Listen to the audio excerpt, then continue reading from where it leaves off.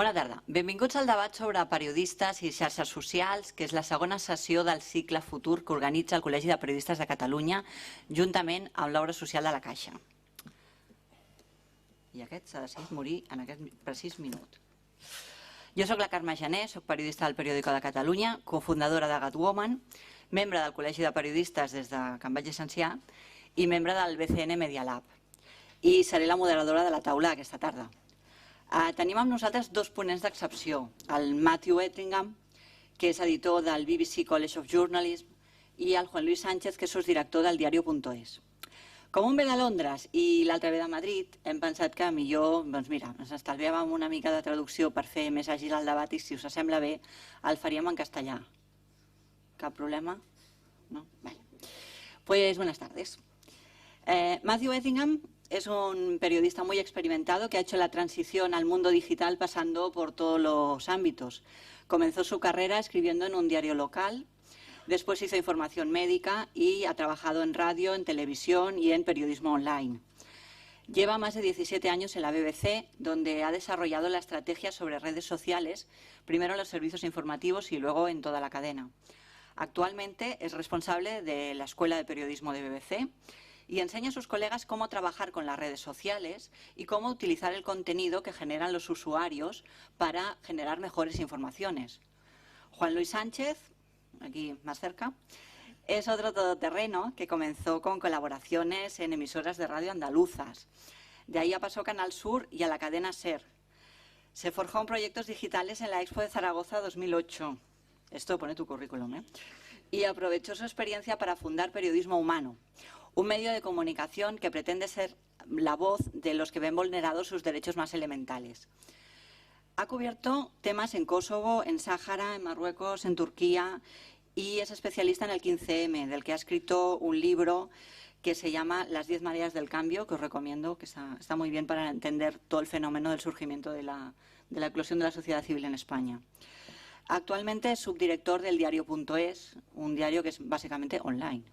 Entonces, ambos están aquí por varios motivos, pero me gustaría que insistierais en la diferencia entre ambos, ¿no?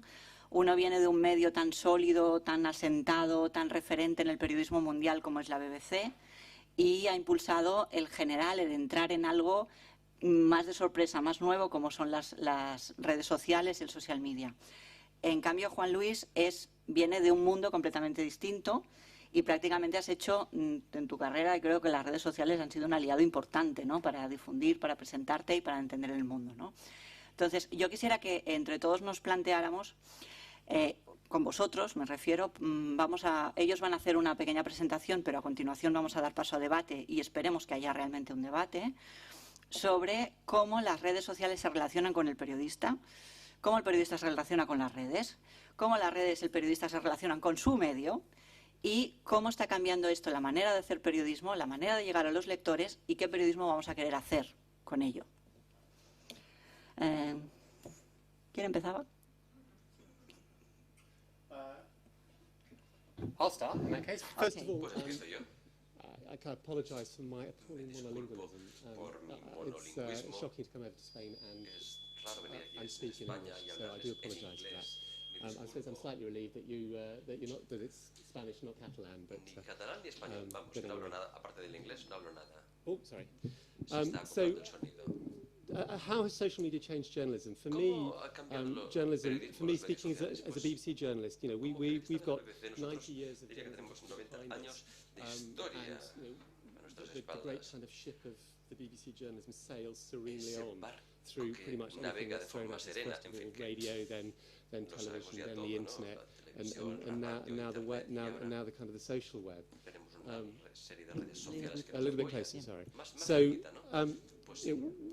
for us, journalism Para nosotros el remains what it sigue always siendo has been. lo que siempre ha It's sido. about independence, Es algo que tiene que ver impartiality, con objectivity. independencia, It's about imparcialidad, narrative and objetividad, context. It's about all those contexto, core things that todas esas hasn't cosas fantásticas changed over the 90 que years no of han BBC's journalism. And cambiado social durante media 30 años de historia del doesn't periodismo. change those core Los medios principles. sociales Journalism no remains cambian. journalism. It remains, Nosotros you know, seguimos siendo telling truth periodismo. unto power. It Contamos remains la verdad about finding tal things como la out and vemos. putting them into context and Los telling ponemos en people why contexto they y le matter decimos and a why la they're gente por qué important. esto es importante. Social media Los medios sociales might change the quizá landscape, cambiarán el and it might mean that you're applying those kind of core journalistic principles in a different way, but it doesn't actually change the kind of the core principles behind the journalism that you're Eso practicing. que hace el periodismo. La forma de hacer periodismo es la misma.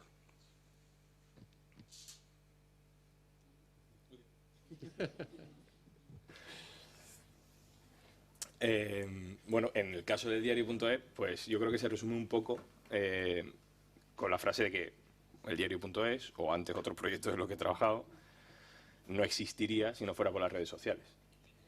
Entonces es una cuestión no de cómo nos ayudan o cómo nos retroalimentan o cómo nos benefician o en dónde nos ponen la china, en qué parte del zapato, sino que simplemente sin ellas no sería posible. Porque las redes sociales son nuestra furgoneta de distribución, nuestro kiosquero, nuestra antena de radio y además algo que hasta ahora no existía, que es el feedback, la retroalimentación de nuestra información y no hacer periodismo por piezas, sino por flujos, ¿no?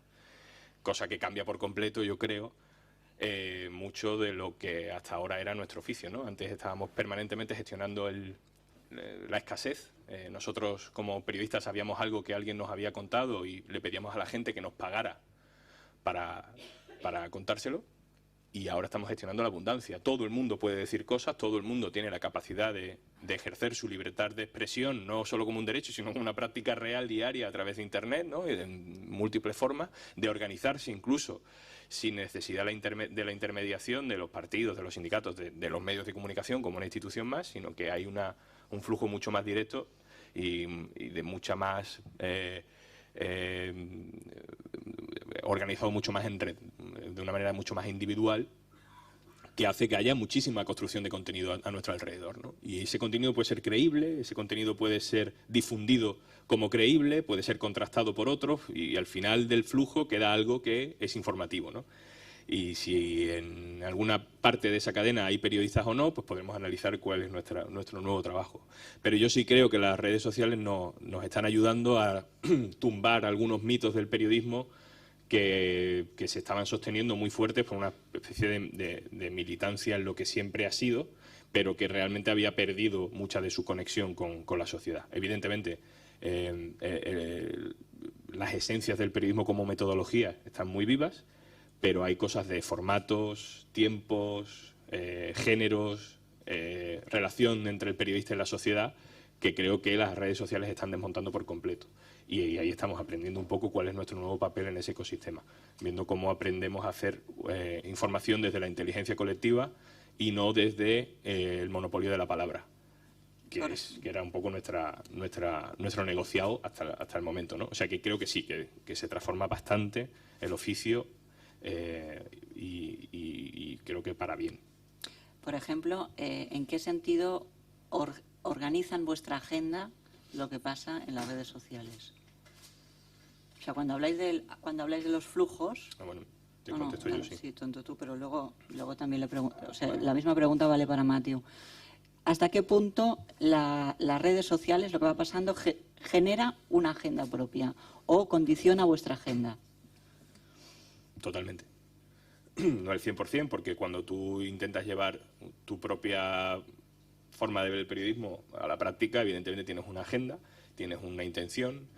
Afortunadamente yo creo que aquello de la objetividad pura y suprema pues no se lo cree ya casi nadie lo predica, con lo cual desde otros puntos, desde otras mitologías, pues la honestidad o la transparencia pues se pueden hacer cosas mucho más útiles, pero está clarísimo que una de las cosas que las redes sociales han hecho es abrir la puerta de lo que se habla y de lo que no se habla. Han cambiado los temas de conversación.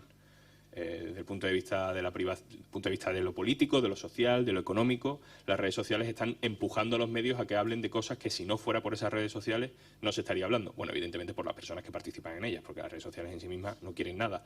Pero hay una nueva agenda setting forzada por ciudadanos que trabajan en red. Y a mí además, eso, insisto, me parece positivo, no me parece mal. Matthew. I'd certainly agree that social media gives people a voice that they wouldn't otherwise have had. It certainly enables their voice to be heard. I think quite often, I think all the conversations that are being had on social media were previously had before in the pubs and bars up and down the land. But what social media enables us all to do now is to hear those conversations.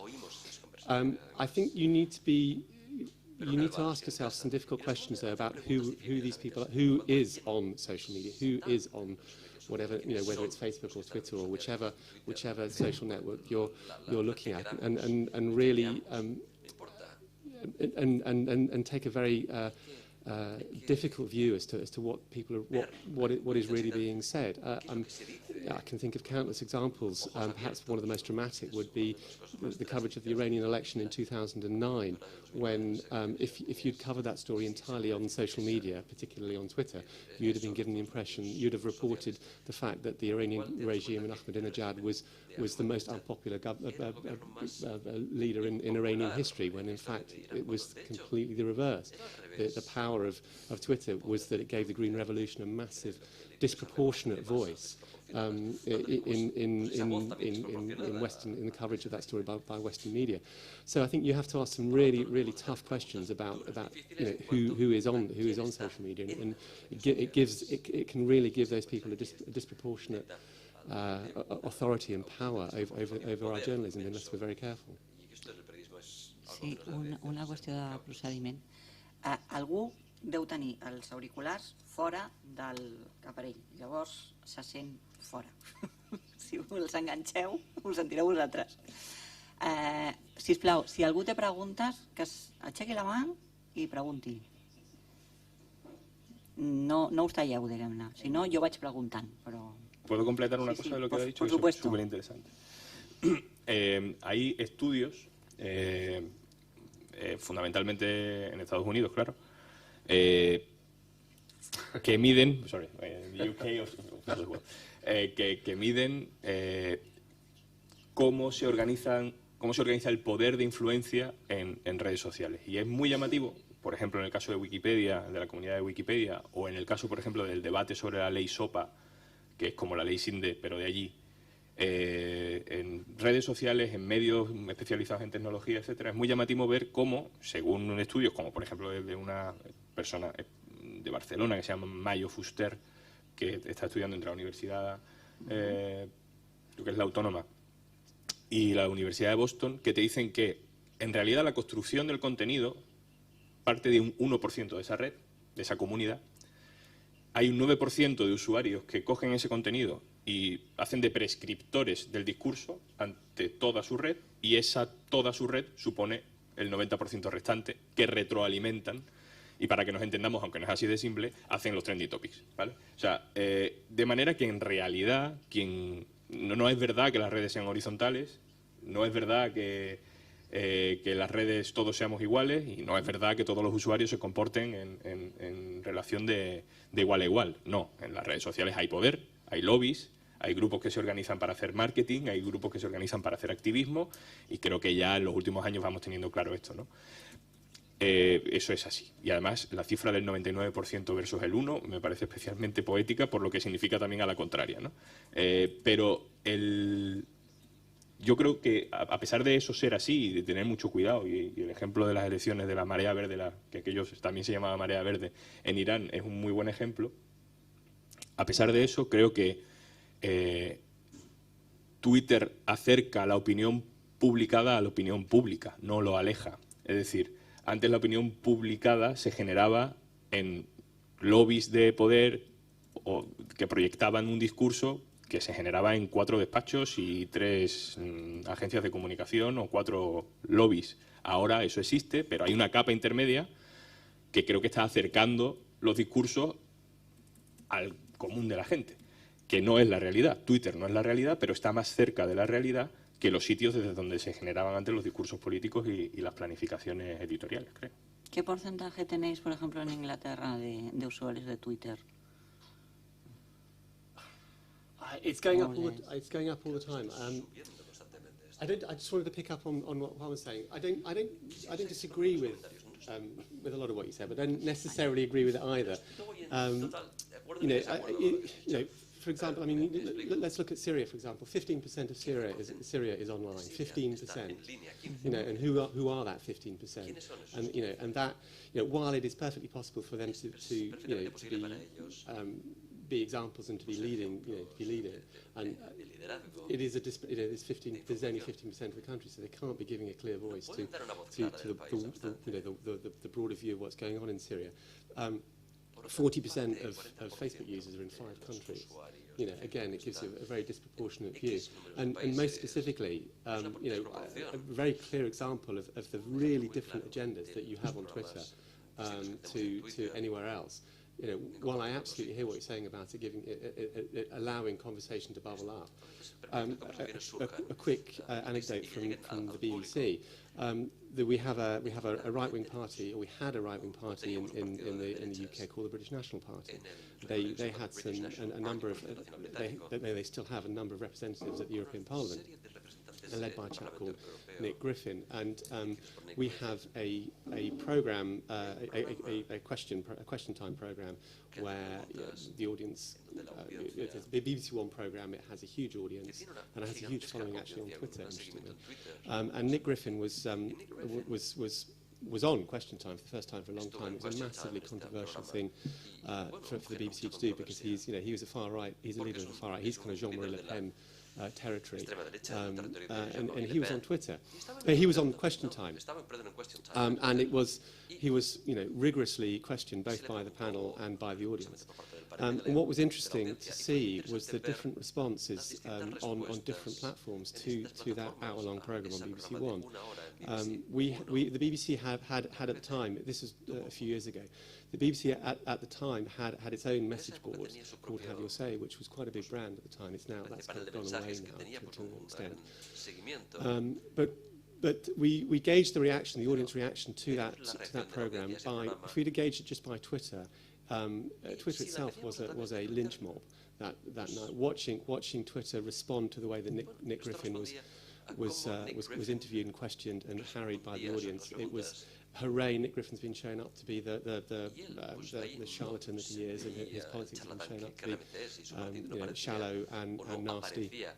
On the BBC's own message board platform, the response was completely different. It was as if they were watching 2 different programmes. It was as if they were watching 2 entirely different programmes. On Have Your Say, the BBC's own platform, it was felt that the overwhelming response from the audience was that he had been subject to a lynch mob. He hadn't been given a chance to answer any questions fairly. He had not been treated fairly by the programme. So they were both watching the same broadcast, but they both had completely different responses. So you have to be. Twitter has certainly in the UK, it has a liberal, metropolitan, left-ish colour to it. So it's one source. Then of course you need to look at Facebook and you need to look across the piece.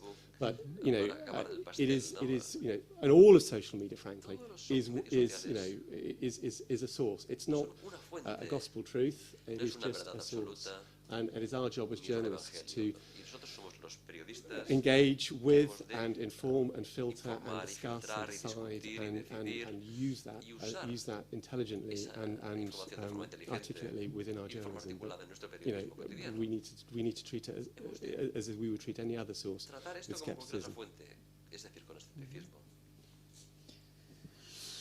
Bueno, aquí, por ejemplo, igual también podríamos plantearnos si ha habido movimientos que serían lo mismo que son hoy si no estuvieran las redes sociales, no solo el diario.es, sino, por ejemplo, pues la plataforma de afectados por la hipoteca o el tema de la renta mínima o las historias que ha habido anti-PP y pro-PP y cómo se han peleado. Si no fuera por Twitter y por Facebook no estaríamos hablando de desahucios. Exactamente. Es decir, hace 3 años el que se ponía en la puerta de un desahucio era un delincuente que cometía un delito, que sigue cometiendo, de atentar a la autoridad. Cuando llega la policía le dice que se quite y no se quita. Y 2 años después un héroe social, que sigue siendo el mismo delito en el mismo sitio y en el mismo contexto, pero ahora todo el mundo que se pone en la puerta de un desahucio nos cae bien, y hace 3 años pues era para la mayoría de los medios de comunicación y en las agendas y en las tertulias y etcétera, pues era un delincuente. y el que se había endeudado pues era pues algo habrás hecho, ¿no? Y eso está muy documentado, muy guardado en las hemerotecas. Y ahora pues todo el mundo más o menos asume que también tiene algo que ver la cultura del riesgo fabricada entre la política y los académicos de la economía, ¿no? Y en eso pues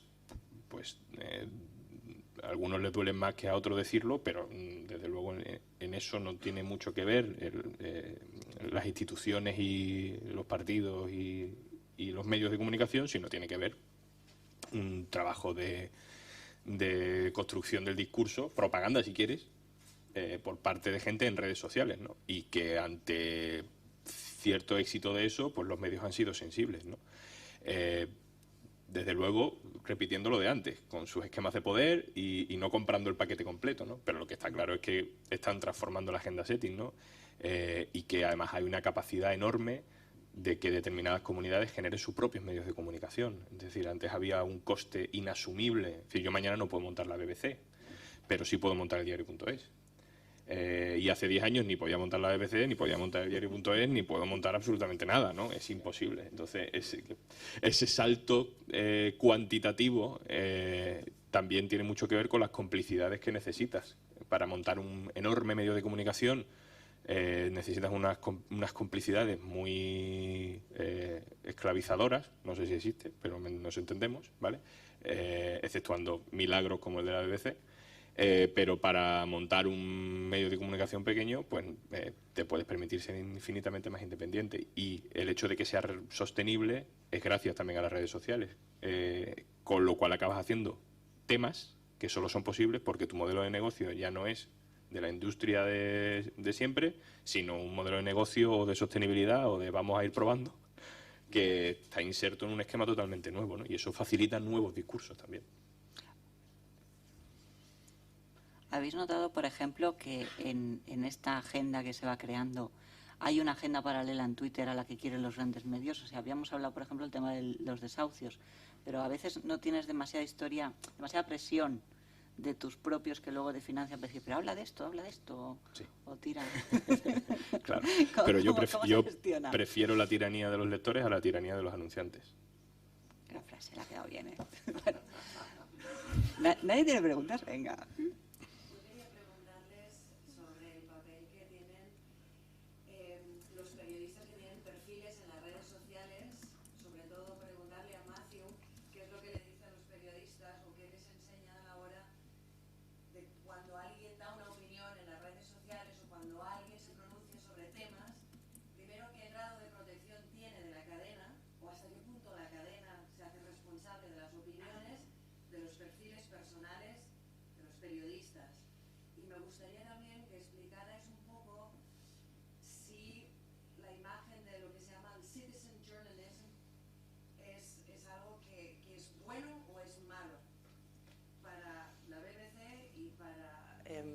Ya está. Y para leer I didn't get a translation of that, but I heard the last bit about is citizen journalism good or bad? Yeah. Is that basically? Yeah. Yeah. No, sí. How the company controls or not the individual profile.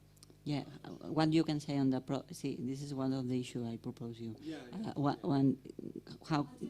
can you say on your private profile or not? Personal profiles in Twitter. At the moment, if you work for the BBC, and if you're a journalist working for the BBC, and even though you try to offer some a caveat on your Twitter profile, you still have a responsibility to remain impartial in your tweeting, even though you might be tweeting about your Twitter timeline is full of stuff about cooking and dogs and children.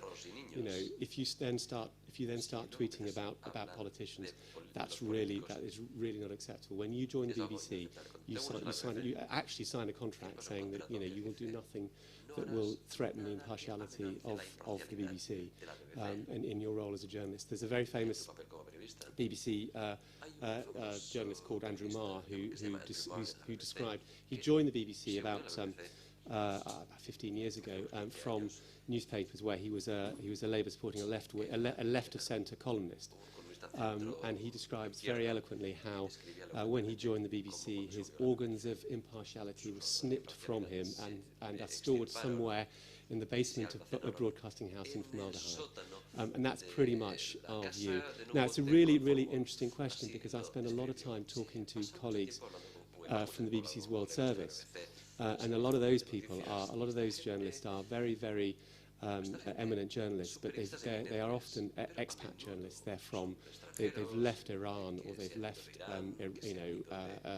other difficult parts of the world because of what they were blogging about. And there are some very senior journalists who were locked up by the Iranian regime who now work for the BBC. So clearly, they have a very clear point of view, and their point of view isn't any real secret, even though they're working impartially and objectively at the BBC. And it's fair to say that they challenge that perception. A lot of them would argue that actually, well, hang on, when I'm in the newsroom and when I'm doing my daily work, then obviously and clearly, I need to work in an impartial and objective and independent way.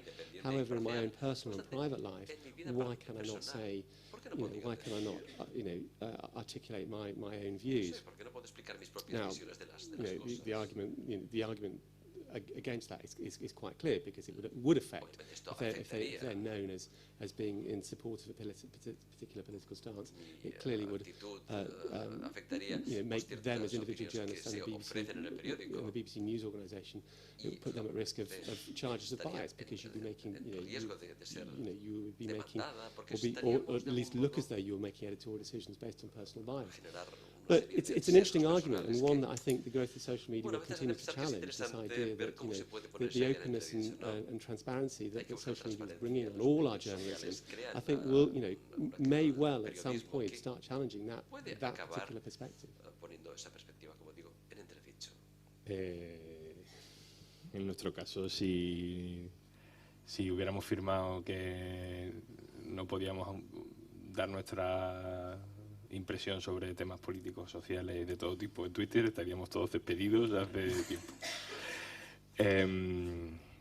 Es un tema súper interesante, súper complicado, porque en realidad cuando utilizas tus herramientas de expresión personal también como herramientas de posicionamiento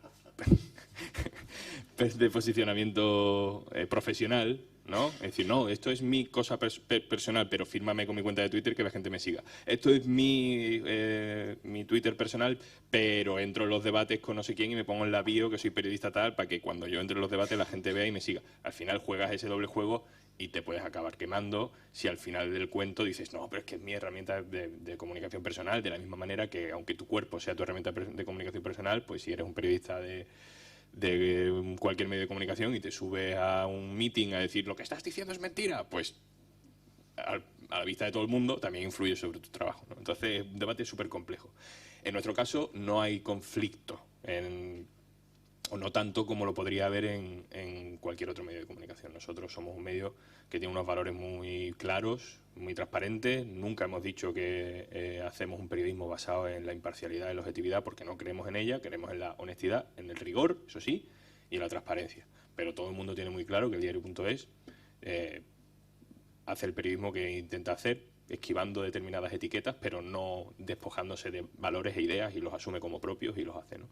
Pero, por tanto, es menos complicado en nuestro caso. Pero en otros medios es un drama, claro. Porque está el jefazo mirando lo que tuiteas y si tiene consecuencias. Y al final llega a un punto donde tú crees que estás hablando de... Es que me gusta mucho este debate porque tú crees que estás hablando de cocina o de libros, pero de pronto estás criticando un libro editado por la misma editorial a la que pertenece tu medio de comunicación. Problema. Claro. O yo qué sé, imagínate que Mercadona compra un periódico, ¿no? Y un día te da por subir, pues vaya mierda a la codorniz del Mercadona. Pues te pueden llamar. Entonces eso es que ese debate, yo creo que conforme se vaya reorganizando la propiedad de los medios de comunicación, es decir, de quiénes son los medios de comunicación, va a dar para mucho. Pero el caso de los anunciantes siempre lo hemos tenido todos un poco asumido, ¿no? El problema es no solo tema político, sino a veces, por ejemplo, tema deportivo. Es menos creíble un periodista de deportes que sea culé y ponga en el Twitter que bien hemos ganado. No sé. No sé.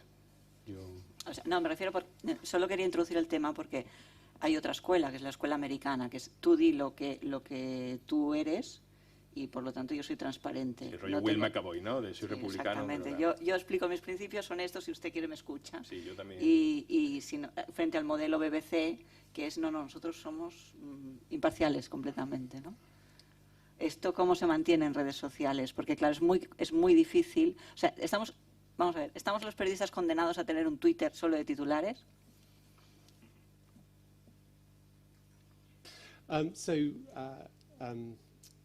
There is I think there is a very fine line and but it's a very, very important line between analysis and comment, analysis and opinion. And it's a very, very difficult line to draw. But the BBC, we are absolutely clear. Not only do our founding charters demand that we are impartial.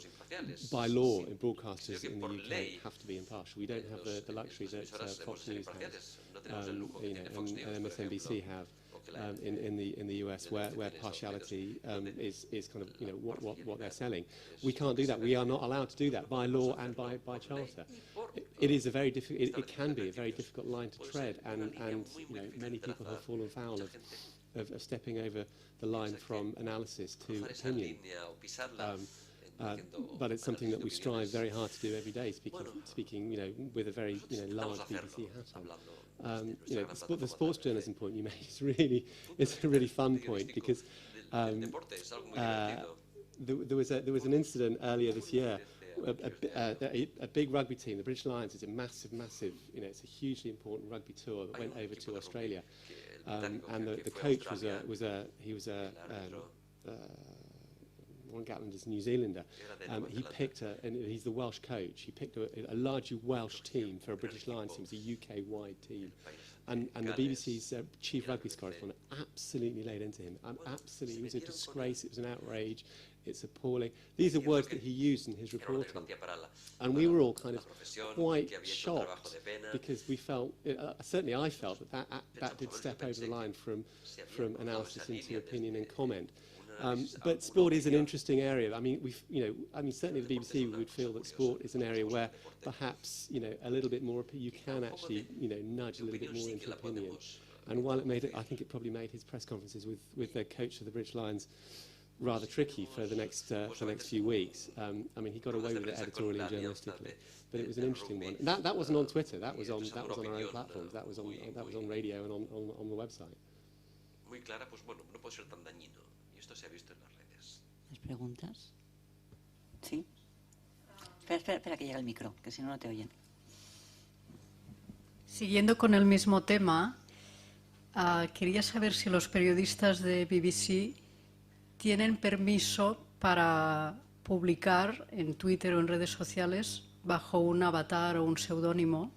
Aquí hay algunos periodistas que se han convertido en líderes de opinión, que tienen mucha información que no publican en su medio por limitación de espacio o porque no pueden, y en cambio han encontrado un canal bajo seudónimo y esa información es muy valiosa.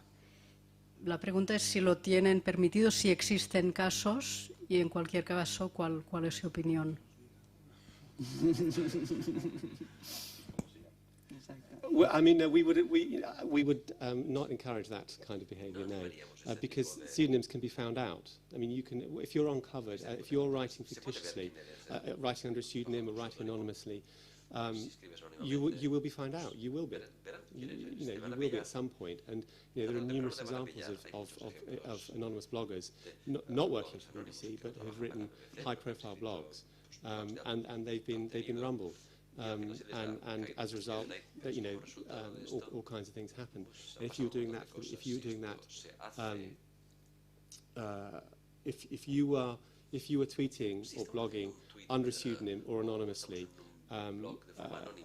with information, with knowledge gained through working at the BBC. I think that would be you would be in a lot of trouble. I think that would be quite difficult editorially, because you're gaining access to information and knowledge and insight through the course of your job, and I think to then publish that anonymously would I think be quite difficult for you.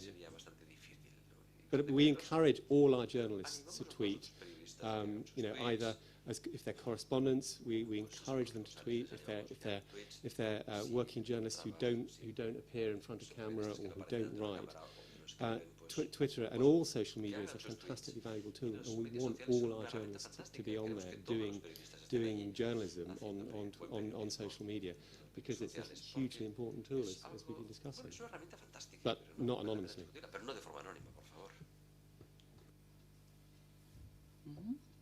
¿Alguien más? ¿Quién?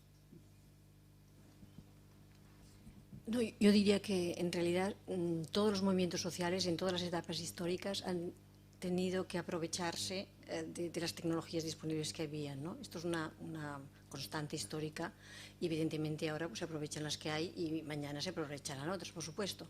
Pero a mí lo que me interesa es cómo, con vuestra experiencia, ¿no? O sea, cómo este flujo que tú decías, ¿no? De la abundancia, cuáles son las lecciones a día de hoy, porque mañana serán otras, pero a día de hoy se han aprendido, ¿no?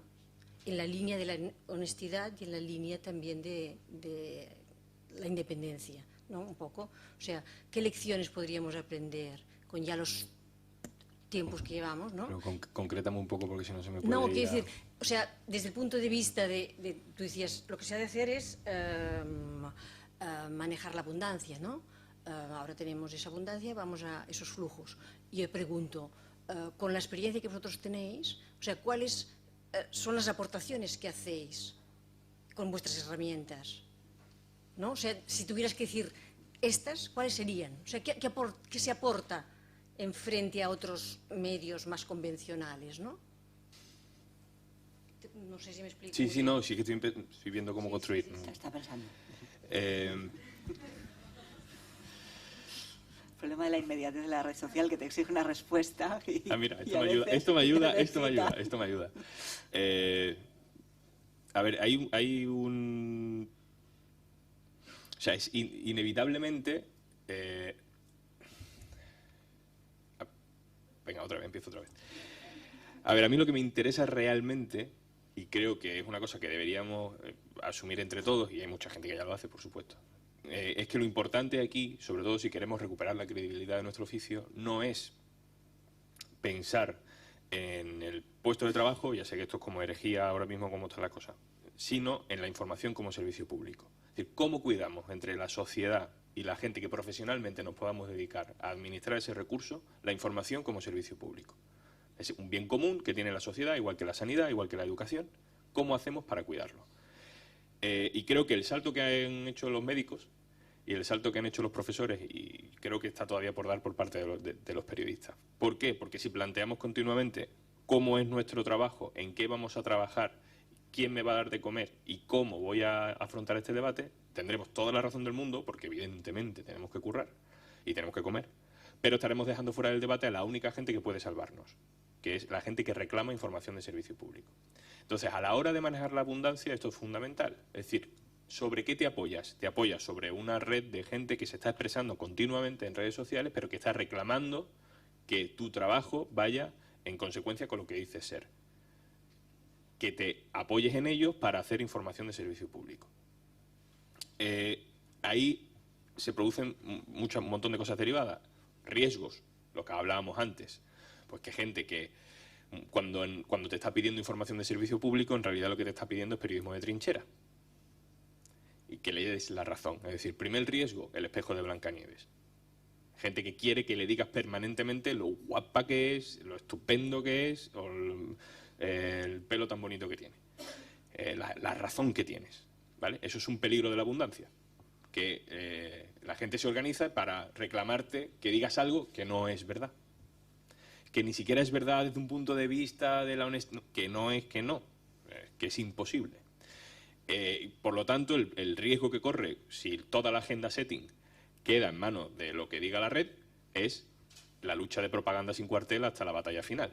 Porque cada rincón de la red dirá una cosa totalmente diferente y si los periodistas no conseguimos asignarnos valor como árbitros de lo que está pasando, pues al final simplemente añadiremos ruido a la abundancia y no estaremos gestionando el ruido para que se saque algo en claro, ¿no? Nuestro trabajo es estar en un flujo, pero poder sacar conclusiones de ese flujo a cada poco para volver a meter esas conclusiones dentro del flujo.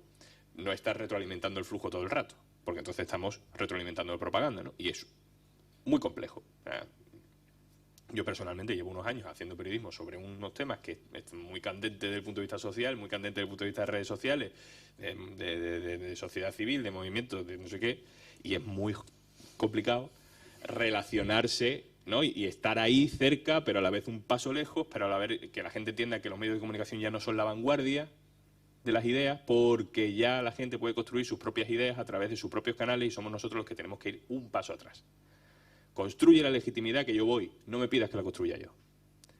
Es una lección de las posibilidades del esquema de abundancia, porque tú ya puedes crear contenido, organizarte en red y hacer propaganda. No pidas a los medios de comunicación que lo hagan por ti, porque entonces estás pidiendo que nos suicidemos, que nos sigamos suicidando.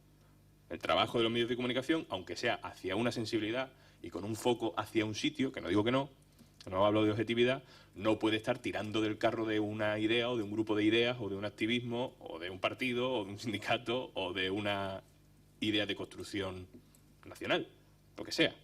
O sea, el ejemplo que queráis.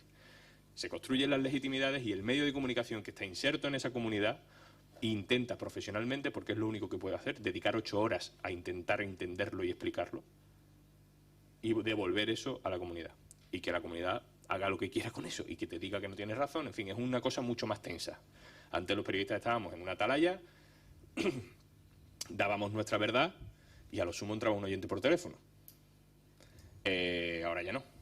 Ahora nos trolean diariamente y ahí también una lucha de propaganda y una lucha de tensiones.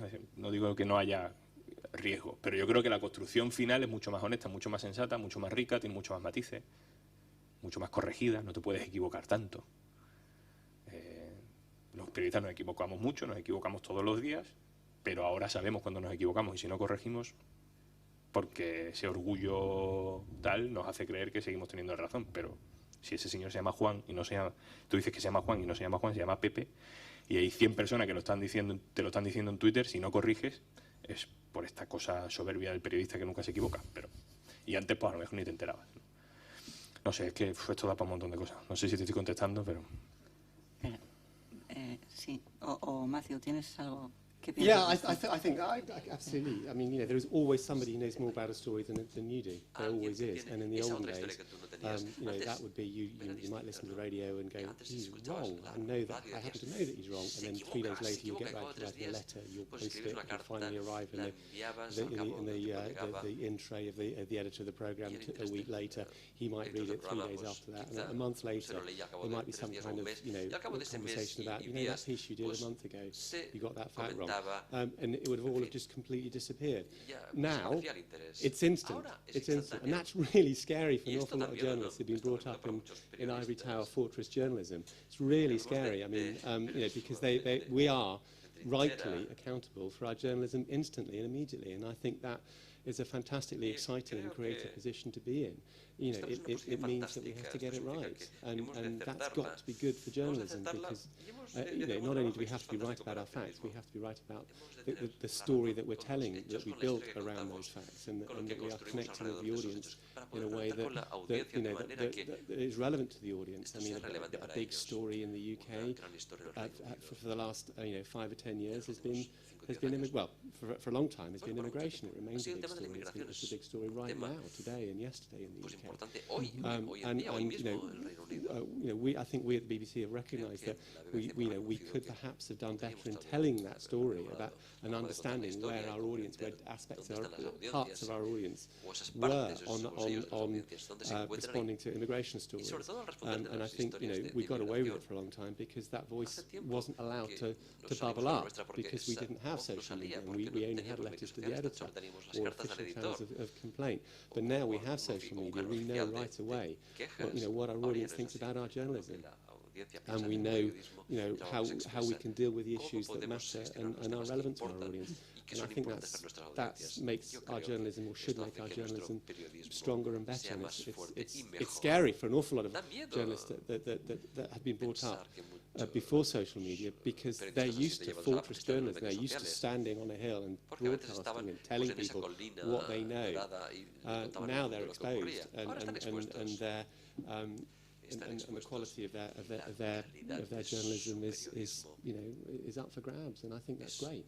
I think that's fantastic. Es fantástico eso, ¿no? Sí, yo quería cuestionar hasta qué punto es cierto lo que estaba diciendo Macio de momento, lo que decías tú, porque a mí me parece que le damos mucha importancia a las redes sociales, pero que hay una grandísima mayoría de gente que está conectada a Twitter que se limita a leer el tweet y ni siquiera lo procesa. Primero, porque exigen una cantidad de tiempo tremenda, y yo, además de leer tweets, tengo que ganarme la vida y hacer cosas, con lo cual, a lo mejor me leo 50 del tirón y me voy al artículo que a uno. Y luego, porque tú estás dando muchísima importancia, que si te equivocas hay que ir con mucho cuidado, pero luego tú llegas a casa, pones la tele y entre lo malucho y la mierda, pues nos movemos. Porque ves programas que la gente te está diciendo que son la bomba en patinete, yo pienso, pues no sé. Yo me acuerdo de cuando era pequeña en la clave que les daba caña. Con lo cual, me parece que le estamos dando una importancia que a lo mejor para muchísima gente no tiene. La gente lee Twitter así por encima, sin fijarse mucho en lo que lee, y bueno, se centra en algo, no como los periódicos, que se los lee enteros, que de arriba abajo... Se me olvidó una cosa, que además la ventaja de ya no de Twitter o las redes, sino de Internet, es que leemos solo lo que nos gusta leer, que tú lo has dicho antes. Vale, ese es otro tema. Espera, ahora vamos a eso. Sobre lo primero que decías, ¿cómo la gente lee Twitter? Pues... no estoy seguro que de una forma más superficial que como leía el periódico, o como lee el periódico. ¿Cómo la gente lee Twitter? No estoy seguro que de una forma más superficial que como se escucha la radio, de fondo.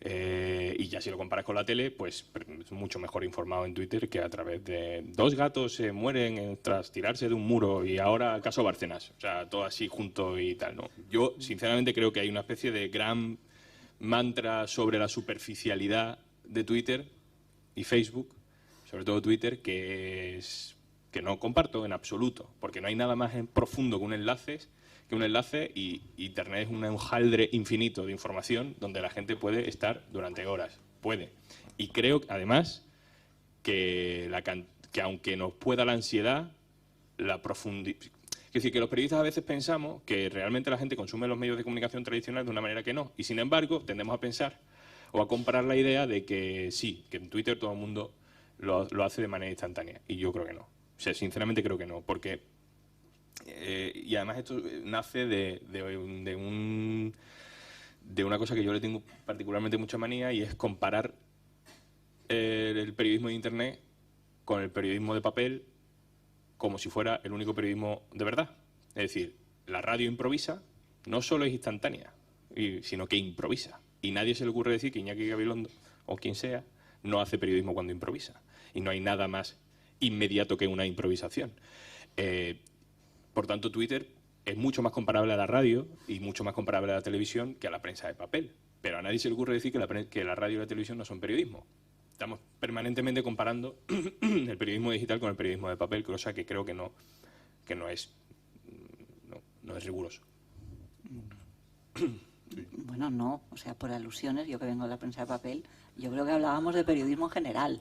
O sea, el periodismo bien hecho y periodismo mal hecho. En Internet, sí, en papel, en televisión o en radio, ¿no? Bueno, y a partir de yo creo que cuando hablamos de consumo de información se tiende a decir, joder, el periodismo de ahora, de Internet, todo muy rápido, todo muy superficial, y sin embargo, cuando esté un buen reportaje, ¿no? Y cosa que no diríamos de la radio, ¿no? El periodismo de radio, todo muy rápido, todo muy superficial, sin embargo, donde esté un buen reportaje, como bueno, cada cosa tiene su sitio, ¿no? Pues esto igual, cada cosa tiene su sitio, cada hábito de consumo es uno, y yo sinceramente creo que somos una sociedad infinitamente mejor informada ahora que antes, gracias a Internet. Hay grandes reportajes online. Hombre, espero que sí. Estupendos. Serra. Sí, yo también vengo del mundo de la prensa escrita. De hecho, la mayoría de los enlaces que aparecen en los tweets remiten en muchísimas de las ocasiones a prensa escrita, BBC, etcétera, etcétera. O sea, quiero decir, Twitter está continuamente referenciando los grandes medios de comunicación. Los creadores de información, ese 1% del que hablabas, en buena parte de ese 1% somos los medios tradicionales. O los nuevos. Yo creo que menos. Y entre otras cosas por una razón muy sencilla. La principal web de información que hay en España que no computa dentro de medio tradicional es Weblogs SL, que es una red de blogs sobre contenidos de todo tipo. Es verdad que no es y no paga por estar en las clasificaciones de audiencia, pero es lo más leído. Luego está 20minutos.es, tiene una equivalencia del papel. Porque es gratuito. No, hay publicidad. La tele también es gratuita, y la radio. Es que de nuevo estamos comparando modelos de negocio incomparables. Es que el modelo de negocio del diario.es, cuando antes hablabas del tema de la tiranía de los anunciantes, no creo que el diario.es se meta contra algunos anunciantes. Publicado hoy una noticia en portada, la tienes ahora mismo de Tercera, sobre el Corte Inglés, y hace publicidad en el diario.es. Bueno, si nos la retiran. No lo sé si la retirarán, pero la vamos a seguir publicando. Yo vi una referencia inicial al tema de los tweets profesionales, en la cual estoy bastante de acuerdo con Matthew. O sea, tú tienes la suerte de estar en un medio de comunicación en el cual ideológicamente sintonizas con él. Supongo que un compañero, supongamos, que sería votante de izquierda, le debe ser muy complicado tuitear políticamente si trabaja en La Razón. Tus tweets, digamos, tu cuenta de Twitter es personal si no haces referencia a tu medio de comunicación, es profesional si hay una referencia a tu medio de comunicación. Yo, o sea, que entiendo esa lógica, pero como decíamos antes, no creo que sea así de sencillo. Yo lo que te puedo decir es que... Ojalá fuera así, pero... Que evidentemente si tú trabajas en un medio de comunicación no muerdes a tu medio de comunicación por razones obvias. Por razones obvias, o sea, te están pagando. Por tanto, lo que intentarás es que tus tweets personales no entren en contradicción con tu empresa. Porque si no te despedirán. Otra cosa es que... Depende de cuál sea la cultura del uso de redes sociales de esa empresa. O sea, lo que te puedo decir es que si tú dices el diario.es son unos cabrones porque no me pagan, seguramente es probable que mañana no estés en el diario.es. Pero eso es como si lo dices en una tertulia de radio. Es lo mismo. Si tú te pones en mitad de una plaza, coges un micrófono o en la puerta del Parlamento y le dices a la gente influyente que sale por la puerta, el diario.es no me paga, pues evidentemente al día siguiente puede tener algún problema. No, la pregunta iba también un poco en otro sentido. Era en el tema de hasta qué punto, por ejemplo, ¿para qué nos sirve Twitter a los periodistas? ¿Solo para difundir lo que generamos? ¿Para recibir críticas y para recibir consejos y para aguantar a los trolls? ¿O somos capaces de generar realmente una nueva manera de narrar a través de Twitter?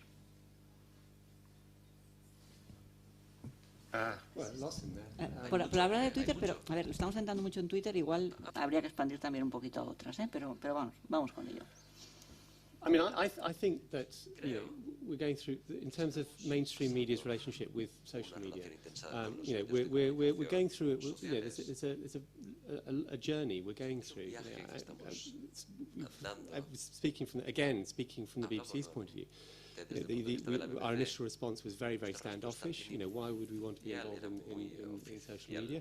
We then recognised the importance of social media, but we saw it as a competing platform. Why would we want to engage with commercial organisations like Facebook and Twitter, because they're making money, and why are we putting our content on that platform? And there are other parts of Europe. If you go to Austria, they have a very difficult relationship. Public service broadcast in Austria have a very difficult relationship with social media. We now recognise that that's where a vast proportion of our audience is. Está en los medios sociales. And that's where we therefore need to be. Fish Por where eso the fishes are. necesitamos Everybody's on, allí. you know, a lot of Ustedes people are on están Twitter and donde se Facebook, a lot of people are mucha engaged in gente está social en media. Twitter y So Muchos we nos need to participan en be otros there. medios sociales. You know, Necesitamos estar allí. that's an established, that's a very clear established position within the BBC that's taken, you know, quite a long time to get to, frankly. You know, and we're now beginning to look at, you know, creating content specifically for platforms.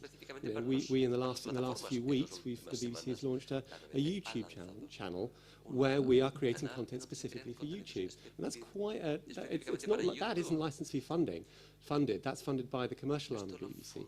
But it's still quite a controversial position for the BBC to be creating content for platforms that aren't its own platforms. So it's a continuation. It's a journey, and quite where we'll get to. You know, it's difficult to say for an organisation like a big mainstream media organisation like the BBC. You know, we need to be there, and we're working out what is the most effective way of being there. And we've moved from wanting people to come to our platforms and using social as a way of getting people to our platforms to an understanding that actually what's important is content. I mean, that old expression, "content is king," is absolutely true. Wherever you go, content is king, and whether people are accessing your content on your own platforms or whether they're accessing it on other people's platforms, frankly, it doesn't really matter an awful lot as long as they're accessing your content. Mientras acceden a tu contenido, que es lo importante. Sobre formatos nuevos que te permite el uso de la red, hay una forma de hacer periodismo online que de nuevo no está como muy destacada entre los grandes formatos del periodismo, pero que yo creo que hace un servicio público brutal, que es el seguimiento online de determinados acontecimientos o de determinadas historias a través de tweets. El problema de eso es que es verdad que eso al modelo de negocio que beneficia es al de Twitter, pero si no pensamos en exactamente quién cobra de estos, quién se beneficia sino de la información de servicio público, yo como ciudadano pues me parece una pasada. Por un ejemplo personal, pero hay muchísimos, vamos. Con este teléfono móvil puedes hacer streaming durante 5 horas desde una plaza donde está pasando algo como medio histórico en un momento determinado y tener un contacto directo y hacer un programa de televisión desde un teléfono móvil simplemente tuiteando y avisando de que estás haciéndolo. Y la gente acude, si hay un interés, en tromba a ver qué está pasando. Y puedes hacer un programa de televisión, evidentemente nada comparable, ni es deseable, quiere decir que cada cosa tiene su formato con la televisión tradicional, pero sí puedes hacer periodismo puro, y el que diga que eso no es periodismo, pues ya está, es decir, tampoco hay mucho más que discutir, a través de un streaming desde un acontecimiento en concreto. Aparte de eso, y sobre todo con las mejoras que han ido introduciendo Facebook y Twitter, se puede perfectamente hacer un seguimiento también online, tuiteando fotos y vídeos a través de tu cuenta de Twitter a través de un lapso de tiempo determinado. Estás toda la tarde siguiendo un acontecimiento en concreto y estás generando contenido sobre ese acontecimiento. Quien diga que eso no es periodismo, que piense en el fotoperiodismo y en los pies de foto. Es decir, si una foto con un texto de 140 caracteres no es periodismo, pues entonces despidamos a todos los fotógrafos que se dedican a hacer historias maravillosas solo con una foto y un pequeño texto debajo. Con el vídeo digo lo mismo, es decir, tú puedes estar en un sitio, grabar un vídeo de 30 segundos y ese vídeo de 30 segundos recibe una atención de 1 millón de personas en 24 horas. Porque cuenta una historia. ¿Y son 40 segundos de vídeo? Correcto. Un total de televisión a veces tienes 10 segundos y vemos totales en televisión que duran 10 segundos y unas colas en televisión a veces duran 40 segundos. Por tanto, decir que lo que sucede con el vídeo en Twitter o en Facebook no es periodismo, pero las colas de un informativo sí, de nuevo, pues no tiene sentido, ¿no? Yo creo que nadie lo dice, o sea, depende de quién lo haga. La presidenta de la Asociación de la Prensa de Madrid. ¿La presidenta de la Asociación de la Prensa de Madrid dice eso? Caray. En Twitter no se hace, en 140 caracteres no se puede hacer periodismo, es una frase textual. Y lo dice mucha gente, es decir, que no sé si aquí estamos entre gente que estamos convencidos, pero pero los que nos dedicamos a hacer periodismo en Internet estamos permanentemente enfrentándonos a este escepticismo de, sí, bueno, tú, el del Twitter, ¿no? Hombre, y cuando que se están generando formatos, géneros audiovisuales súper enriquecidos que te dan además con una capacidad de viralidad y por tanto de creación de audiencia brutales, ¿no? Y es periodismo. Y a la gente que se está incorporando a ese mercado laboral o a esa vida, hay que animarles a que hagan eso porque probablemente eso les conecte mucho más con su audiencia potencial que grabar un vídeo y dejarlo para dentro de 3 días cuando lo editemos y lo colguemos, el mismo vídeo, pero en un sitio determinado. Hombre, suponemos que lo debe decir porque debe ser, francamente, bueno, es francamente difícil poner en 140 caracteres 2 versiones de la misma historia. Porque entonces, ¿qué dices? ¿Esto pasa así y otros dicen que no? Ojalá el periodismo que se hace hoy en día en los periódicos dara 2 versiones de la misma historia sobre todo. Exacto. Claro, es que muchas veces le pedimos al periodismo de Internet lo que el periodismo fuera de Internet no hace. Deberíamos hacerlo.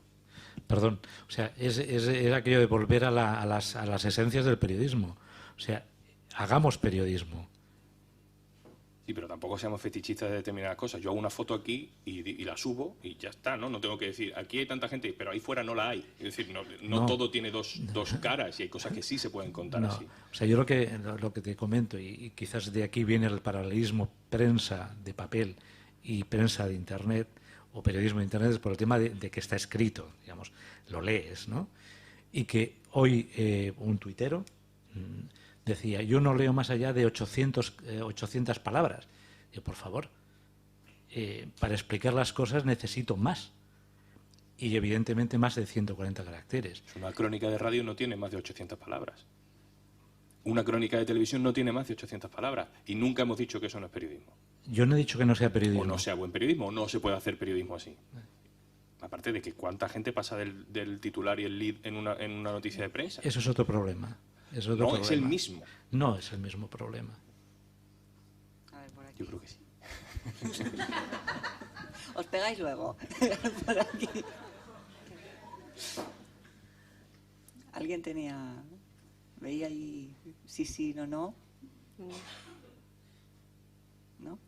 Por allá al fondo. Ah, vale. Aquella señorita al fondo.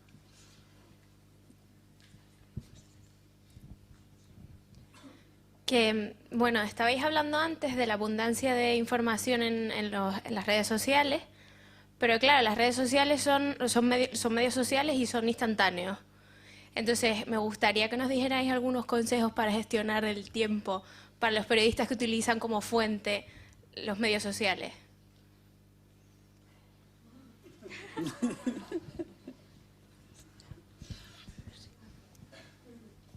Lists, filters, follow the people, follow key people, don't follow everybody. Keep down the number of people you're following. Keep refreshing and reorganizing the people that you follow.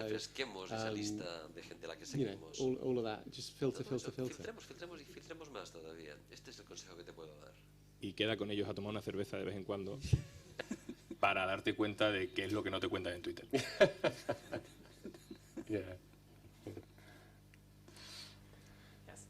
I do apologise if this has already been answered. So much has been said and it's really interesting. But what you were saying about the 40-second videos and 100-word articles is not a big danger that's going to be misleading because it's only one part of the story. And do you have any advice to current journalists in how to compete with an increasingly impatient audience where it seems sometimes that everybody's talking and nobody's listening? And with blogs and Twitter sites and social media, yes, it's great because citizen journalism allows everybody to have a voice. But how can you maintain quality journalism, guarantee long articles that give the full picture when everybody wants everything now, in 20 seconds and in 10 steps and a quick overview?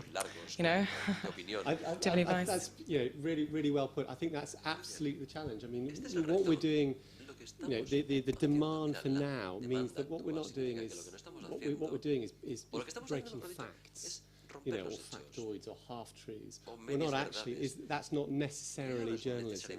Now, journalism can play out across a Twitter timeline, but a tweet isn't necessarily journalism. It's a fact, or it possibly is a fact. And for me, journalism is about a narrative. You're creating a narrative in a context. And a single tweet can't do that. Maybe a collection of tweets can do that, or a conversational tweet can do that, or a story file can do that.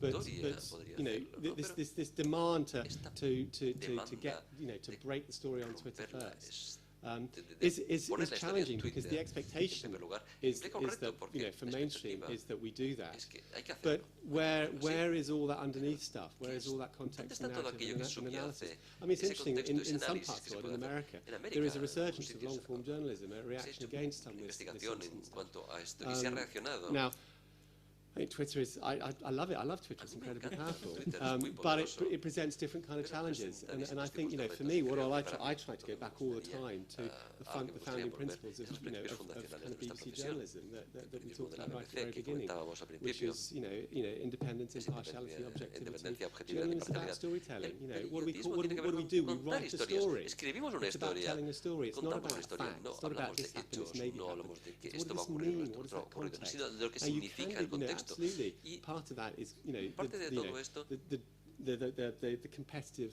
tiene que ver con imperative is el always break imperativo story competitivo, que first. es lanzar la But, noticia you en know, primer we lugar. would much rather be, and again, I'm trying not to speak too corporately here. I'm No trying not hablar to be too de forma entirely kind of corporativa, BBC. intento no But sonar certainly, demasiado you know, BBC, pero de repente, and I you know, personally and professionally, you know, personal y completely buy into profesionalmente, this idea that, sigo esta idea. we would much rather be second and right than mejor que first and seamos wrong. los I los think segundos that's y tener la absolutely razón que ser got los to primeros y no la underpin tengamos. all our journalism. And I think if you're Y esto es la not base del that on periodismo. Y Twitter si or on no social somos media, esto en then Twitter you become just o part en of los the medios noise. sociales, quizás somos parte And del people- ruido de and you fondo lose your y perdemos credibility, la your credibilidad, la authority, you autoridad, lose the quality if perdemos you're la working as a calidad big si media, or even trabajamos if you're, como un you know, gran I mean, medio. if you're becoming big media, you are becoming big media. Porque te conviertes en un medio grande then, entonces, then, ¿no? then you lose that credibility and Pierdes esa people stop credibilidad y la gente taking pues any notice of you deja and you de become pointless. escucharte y no tiene So sentido lo que haces it is ya. hugely, that is absolutely the challenge. Ese es el And reto. finding ways through that is, Hay you que know, buscar la manera de the hacer las big cosas. question, the big Esta answer. sería la gran respuesta. Ha habido una historia muy Gran bonita pregunta. justamente con la BBC estos días, no sé si la habéis visto. El otro día salió la historia de las 3 mujeres esclavizadas en Londres, que había la rueda de prensa de la policía, que prácticamente no decían nada, solo que las habían encontrado y demás. BBC fue de los más lentos en darla, esta historia, e incluso la puso pequeña, la puso muy pequeña.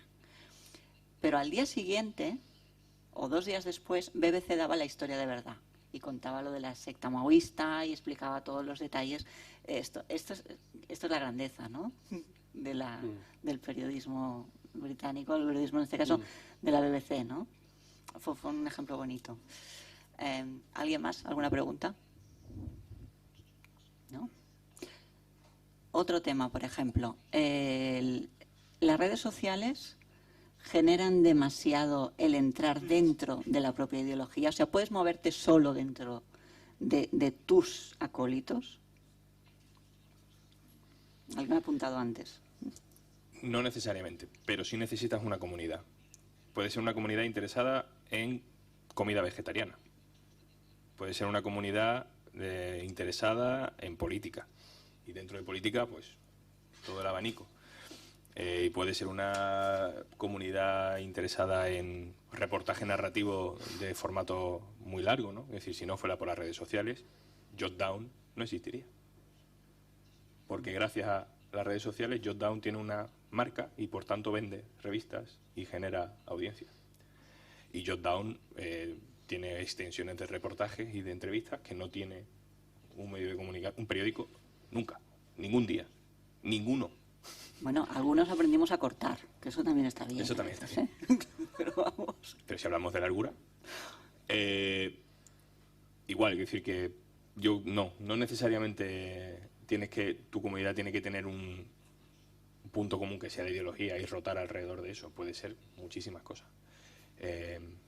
Y de hecho, también creo que te puedes permitir ser más abierto. Es decir, nosotros en nuestro caso, pues, ¿cómo definirías al diario hoy? ¿Un diario de izquierda? Sí, pero creo que hay más matices que pueden colgar de ahí. Si nos quieres simplificar, puedes, pero hay muchos más matices que puedes colgar de ahí. Sin embargo, creo que el posicionamiento, por ejemplo, en medios más tradicionales es mucho más fijo. Es decir, ¿por qué mantienes lectores muy fieles día a día en el kiosco, o día a día en el dial, o, bueno, la tele es otro rollo? ¿Por qué mantienes día a día lectores o oyentes fieles? Pues probablemente por la misma afiliación ideológica. Sin embargo, en redes ya no consumes un solo medio, sino que consumes muchos medios, porque te puedes encontrar con cualquier cosa en cualquier rincón de redes sociales y aterrizar en ABC siendo un tío que nunca leería ABC, o puedes aterrizar en El País siendo un tío que nunca, o una tía que nunca leería El País. Puedes aterrizar y de pronto quedar enganchado en una historia que te cuenta un periódico que nunca leerías. Entonces, creo que al revés, o sea, que para la generación de comunidad puede haber estilos, puntos de vista que generen igualmente una comunidad que rompería las barreras ideológicas que a lo mejor tradicionalmente se han tenido hasta ahora. I think the threat of conformity and personalisation is a really serious threat. I mean, people follow people who they like, who they follow commentators and opinion formers and people who tweet because they like what they say. And I think, you know, while it is perfectly possible to see social media as a broadening, mind-broadening experience, it is at the same time a mind-narrowing experience as well. Because all you end up doing is following the stories that you like, be it, I don't know, maybe you're interested in jam making, so you just follow people who tweet about jam making, and maybe you're only interested in people who make raspberry jam and not strawberry jam, so you just follow those. It becomes a narrowing experience. I think that's one of the reasons why there remains a strong and vibrant future for mainstream and big bulletins, particularly if I'm talking about broadcast journalism. Because you get a chance to see the whole smorgasbord of jam out there, and in fact not just jam, you get to see everything. What mainstream media does is present you with the most important journalism of that day, not just the journalism you think you're interested in. Because if all you're following is people you like what they say, and you like the kind of stories that they cover, yeah, that's fine if you have special interest, but it means that there's a whole wealth of stuff out there that you're not following, and I think it's a real challenge for individuals in the way that they use social media, and for mainstream media. But I think it does mean that, as we've seen, that the big TV bulletins, the figures certainly for the BBC are holding up. I mean, we thought we were dead, and we thought the mainstream bulletins there would be no 10 o'clock news, there'd be no 6 o'clock news.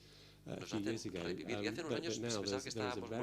there's a very strong future for them because it does provide the opportunity to have a broader view on what's going on.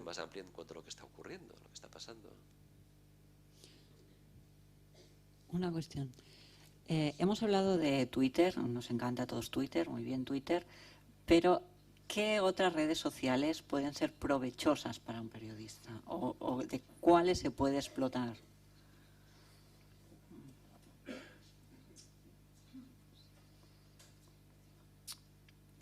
So what we try and do, it depends how you want to use them. I mean, if you're looking for areas where you can engage and converse with the audience, then I think we use Google Plus a lot. We use Hangouts, and we increasingly using Skype as a way of talking to people. Sí, pero Skype no de una manera general. O sea, Skype para llamadas, para cosas concretas, pero para grande comunicación con la audiencia, Skype. No, we would in terms of news gathering, we would certainly use Skype for news gathering.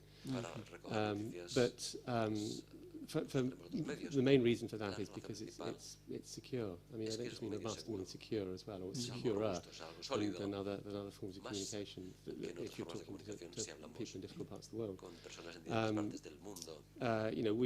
the audiences are. It's interesting. We do tend to stick to the main platforms, and the ubiquity of Facebook and Twitter.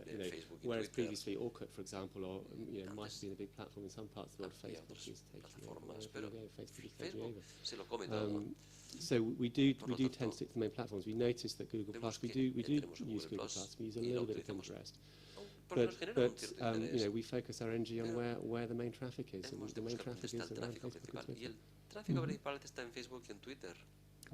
Nosotros en la redacción algunas veces tenemos una broma de estoy estresado en Twitter, me voy a dar un paseo por Google Plus, ¿no? O sea, porque no hay nadie. Entonces realmente es que es lo que él dice, la gente está realmente en Facebook y en Twitter y lo usa de una manera mucho más cotidiana que otro tipo de cosas, y además yo creo que está, en el caso de Twitter, muy asociado a a los hechos, ¿no? Me gusta esta diferenciación entre los hechos y la información. O sea, cosas de las que me interesan y de las que voy viendo en cascada cosas, ¿no? De gente que no conozco necesariamente, y eso también me da un puntito de morbo e interés, y es ahí donde se informa la mayoría de la gente. Pero es verdad que luego la mayoría del tráfico, por ejemplo, de la audiencia que llega al diario.es desde redes sociales, se genera a través de Facebook. Digamos que el orden sería Facebook, Twitter, Menéame, Google. Somos un medio nuevo, por tanto posicionamos todavía muy pocas cosas en Google, o menos de las que haremos dentro de un año. Es una cosa que va creciendo mucho. Bueno, o sea que Google me preocupa menos, ¿no? Pero el resto me parece muy significativo. De Facebook nos está dando muchísimo. Y luego, en términos globales, las redes sociales, pues eso son más del 50% de la audiencia, de la gente que nos llega, ¿no? Otro, por tanto, fetiche a corregir en las redacciones en medios digitales es pensar permanentemente en la portada como el lugar al que llega la gente. No es verdad. La gente llega a la noticia y esa noticia tiene que autocontenerse, autosignificarse y ser permanente y ser referencial. ¿Cuánta gente os llega por portada, directo? Es que no es... tenía que revisar el dato porque no es muy riguroso decir cuánta gente llega a portada, porque no es lo mismo llegar a portada que llegar por portada. Porque la gente llega a la noticia y a lo mejor luego va a portada. No, pero me refiero a Pero cuánta llegar gente directamente entra a buscando portada. la cabecera, al diario.es, claro. Bueno, no sé, pero más o la menos mayoría de las redes búsquedas de sociales. Google es eso.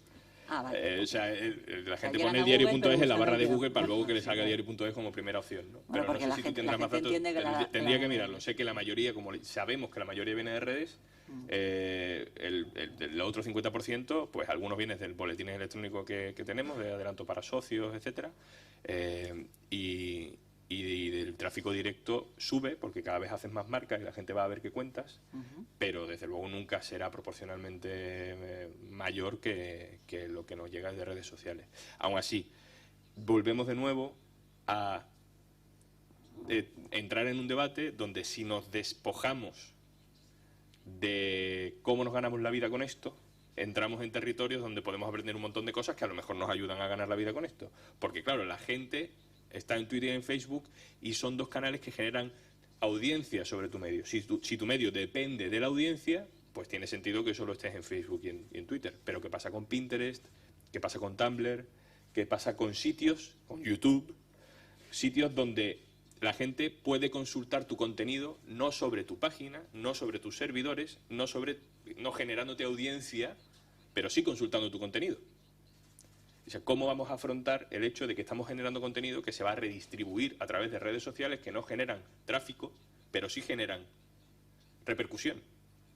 Y esa repercusión, a fin de cuentas, es nuestro trabajo. ¿Cómo vamos a intentar vivir de la repercusión y no solo del tráfico sobre una página, un dominio concreto, en este caso llamado eldiario.es? Porque un vídeo en YouTube que yo cuelgo o que cuelga cualquier persona aquí y que en un plazo X de tiempo tiene un número de visualizaciones tremenda, a lo sumo puedo monetizar un poco por la publicidad de Google. Pero desde luego no está creando ningún rédito equivalente a que la gente entre en tu página a ver ese vídeo. Y claro, eso también es una concepción totalmente diferente de nuestro trabajo. Si nuestro trabajo es en redes, no es pescando a gente para que venga a verte a tu casa, sino yendo al sitio donde está la gente. ¿Qué tipo de modelos de negocio vamos a construir para que eso nos dé de comer?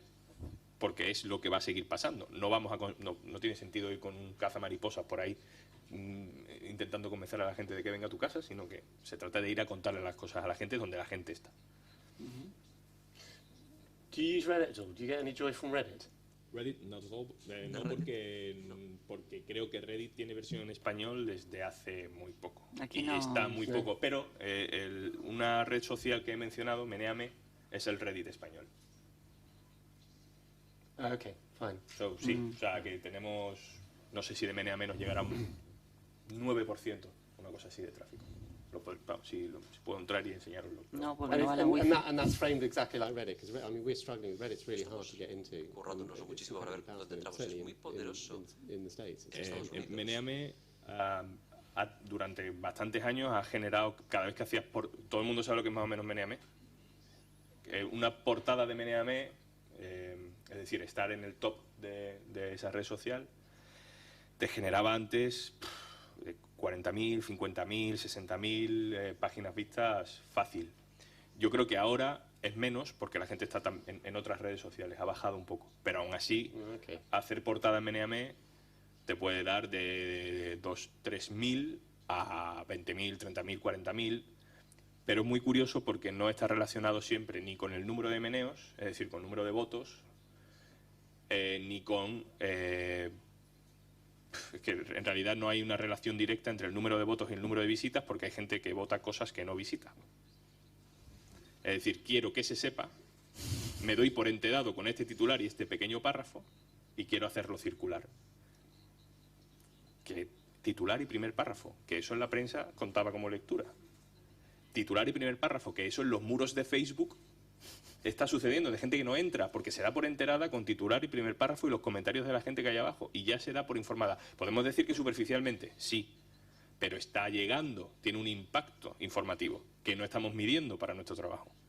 Solo medimos la gente que hace clic, y eso nos está destrozando, porque claro, eso es mucha menos gente.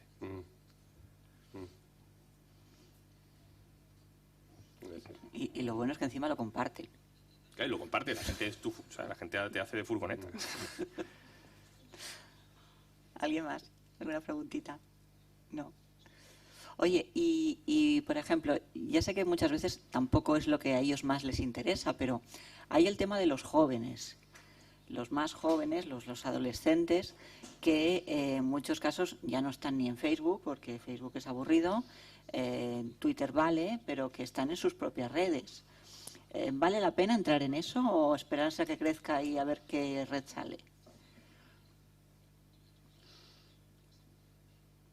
O sea, estoy pensando cosas como Ask.fm o el Gossip o el Snapchat o ese tipo de historia. I think it's a huge challenge. I mean, yeah. I mean, getting into the kind of the mobile peer-to-peer platforms like Snapchat and WhatsApp, that's, it's you're beginning to see the movement away. Certainly in the UK, you're beginning to see a movement away from Facebook because Facebook is no longer cool. Your mum, not your mum's not on Facebook, your grand's on Facebook. No es que tu madre esté en Facebook, es que tu abuelo está en Facebook. ¿Para qué quieres estar en Facebook? It's a serious challenge for Facebook. I would have thought. I mean, it's beginning to happen. I mean, the friends of mine who've got kind of teenage children, that's what they're doing. They're all on WhatsApp. But how mainstream or anybody gets into those peer-to-peer mobile networks, who knows? I mean, that's the next big challenge. Because that's where you can just see the very beginnings of it now. This time next year, it's going to be really front and central, but I don't know quite why, how we're going to deal with that. But it's an interesting phenomenon because I think kids are moving away from Facebook because it's the privacy issues are removed because they're just talking to their friends. Snapchat is great because it just appears in 5, 6, 7 seconds, however long it is. And so all of those kind of big social network internet issues around privacy and data protection are being removed by WhatsApp, and the generation coming into it now understand those kind of issues in a way that perhaps 5, 10 years ago they didn't. And they're moving to those platforms, and how we then engage with them and get into those closed networks, I think is going to be huge. Va a ser un reto, esto va a ser difícil. El caso de Twenty, ¿no? O sea, es muy claro. Supongo que aquí hay gente que tenía Twenty y dejó de usar Twenty para pasarse a Facebook, se encontró con sus padres y dijo, me vuelvo a Twenty, pero luego ya no es lo mismo. Es complicado, pero también vuelve a chocar, ¿no? con lo de siempre, ¿no? El servicio público que tú quieres hacer y que puede hacer la BBC con el modelo de negocio y salvo con productos muy concretos, y 20minutos.es, por ejemplo, tiene uno, se llama Gonzo.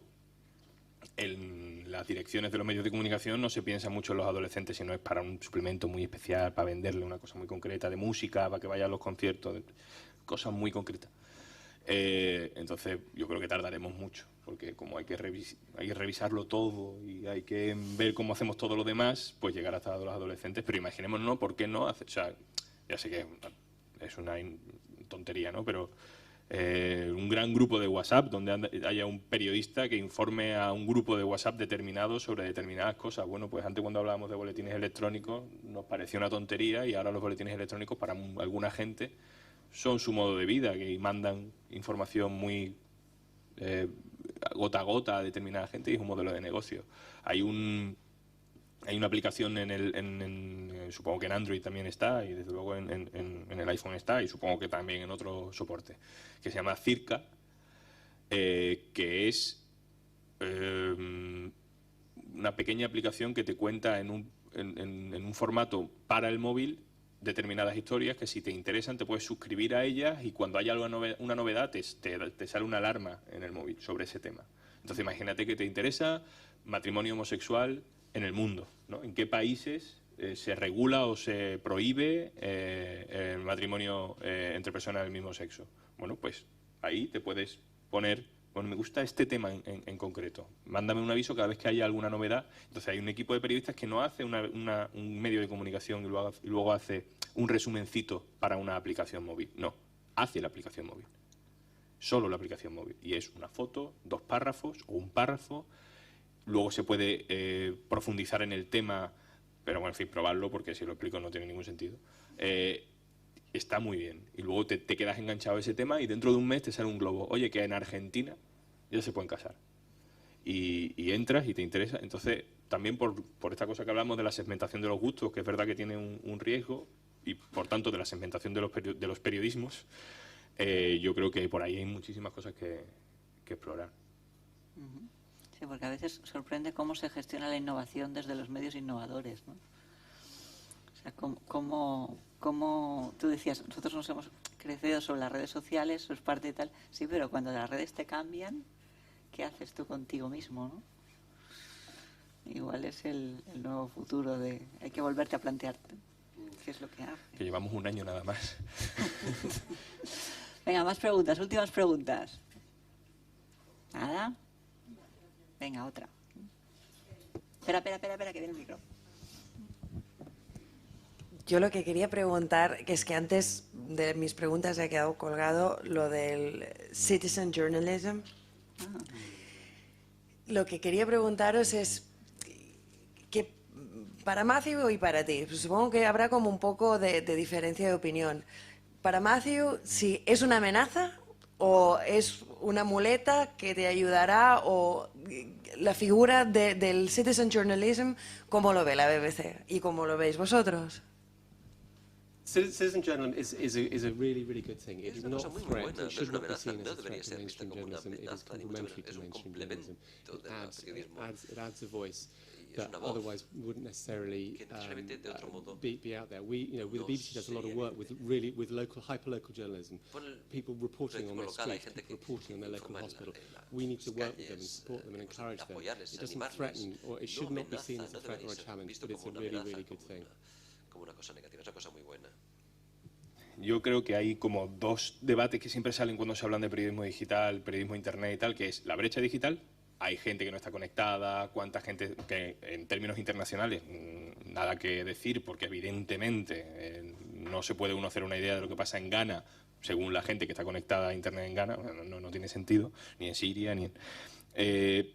pero que creo que localmente, o sea, si hablamos de entornos más cerrados, la brecha digital es simplemente un reto a superar, como hay que superar el abastecimiento de agua. Y quiero decir que si estamos de acuerdo en que Internet democratiza, que Internet desmonopoliza la palabra, que Internet hace que la gente salga de los silencios para unirse a la conversación que antes solo se tenía en determinados sitios, la brecha digital es el enemigo, no la justificación para no hacer determinadas cosas. Aparte de que estamos aquí en esta sala, estamos 80, 100 personas o los que seamos, y si hay un streaming nos pueden ver 2.000 personas.